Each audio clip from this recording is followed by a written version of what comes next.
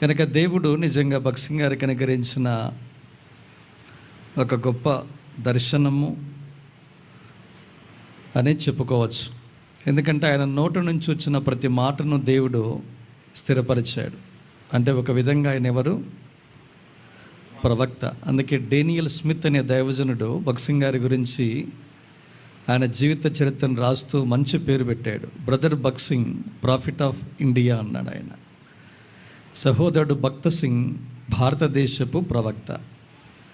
కనుక ఆ పుస్తకాన్ని ఎప్పుడైతే చదివాడో భగత్ సింగ్ గారు పుస్తకాన్ని బ్యాన్ చేయమని చెప్పాడు. ఎవరైనా నన్ను పొగిడితే ప్రవక్త అపోస్తుడు అంటే అబ్బా మనం ఎంత పొంగిపోతామో.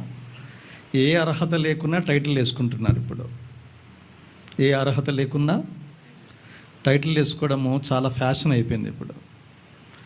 ఆర్ స్టాన్లీ అనే ఒక గొప్ప దేవుని సేవకుడు భగత్ సింగ్ గారి గురించి చెబుతూ బెటర్ ఎవ్రీడే అనేటువంటి ఒక అనుదిన ధ్యానాలు,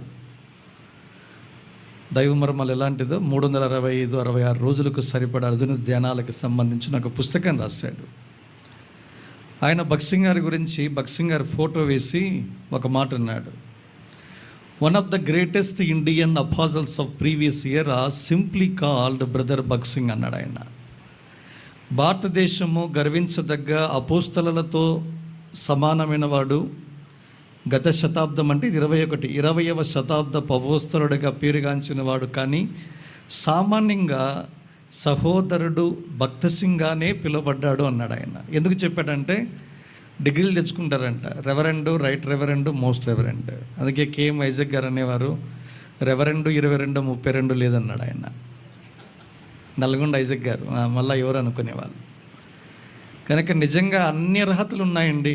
అపోస్తలుడు టైటిల్ పెట్టుకోవచ్చు భగత్ సింగ్ గారు, లేదు ప్రవక్త పెట్టుకోవచ్చు, లేదు రైట్ రెవరెండు, మోస్ట్ రెవరెండ్ వరకు పేరు పెట్టుకోవచ్చు. ఇవన్నీ తీసేసి సామాన్యమైన పదజాలము సహోదరుడు భగత్ సింగ్ అని పిలువబడ్డానికే ఇష్టపడ్డాడు. కనుక ఈ తరంలో ఆయన మన మధ్య దేవుని చేత ఘనత నిమిత్తమైన పాత్రగా వాడబడిన దైవజనుడు, ప్రవక్తగానే మనం చెప్పవచ్చు. కనుక ఆయన బయటకు వచ్చి చెప్పాడు, ఈ స్థలంలో మరి దేవుని ప్రజలు కూడుకుని రావటానికి ఈ స్థలానికి దేవుడు తీసుకుని వచ్చాడు.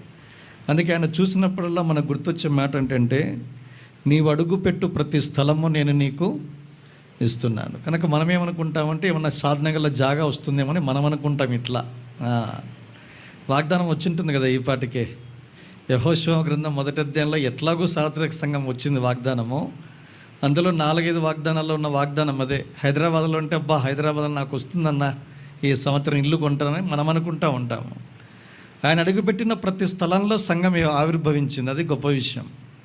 కనుక ఇలాంటి ఆత్మ సంబంధమైన తృష్ణ, దప్పిక, ఆకలి దప్పులు మనం ఉన్నప్పుడు దేవుడు మన హృదయ వాంఛాలను అడగకుండానే తీరుస్తాడు. కనుక మొదటిది దేవుని రాజ్య వ్యాప్తి కొరకైన ఆకలి దప్పులు ఉండాలి. అందుకే దేవుని రాజ్యమును నీతిని మొదట వెతుకుడి, అప్పుడు అన్నీ మీకు అనుగ్రహించబడతాయి. కనుక ప్రార్థన చేయడానికి ఉంటే ముందే మన అక్కర్లని దేవునికి తెలుసు. మత్తయి 6:33లో మనం ఆ మాట మనం చూస్తాం. కనుక మెట్టికి ఏదైనా